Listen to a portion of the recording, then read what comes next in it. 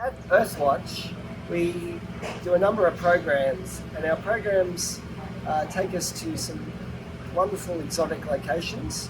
We're here today in downtown Jakarta, and what we're doing is working with the locals around recycling efforts and improving the ways to increase recycling and move to a more circular economy. How we do that is through engagement. And so we engage both at the corporate level, but also at the community level.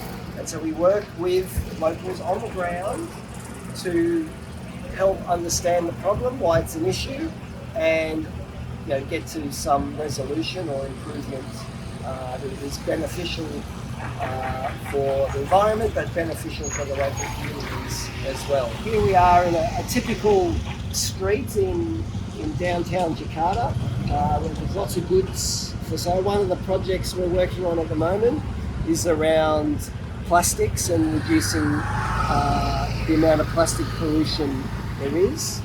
And you see, even though it's a typical urban street, there's bits of rubbish around, but on the whole it's reasonably clean, but a lot of it's plastic driven.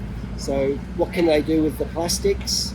And we'll have a look at what they do with the wastes shortly, but generally the landscape as a whole is in reasonably good condition here, but there's always ways to improve.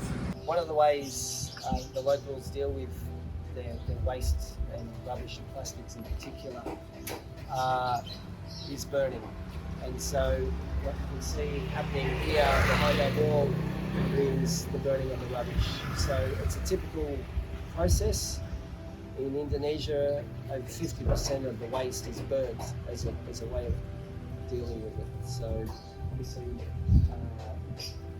there's some smells coming from it, and obviously releasing a whole lot of carbon gases as well.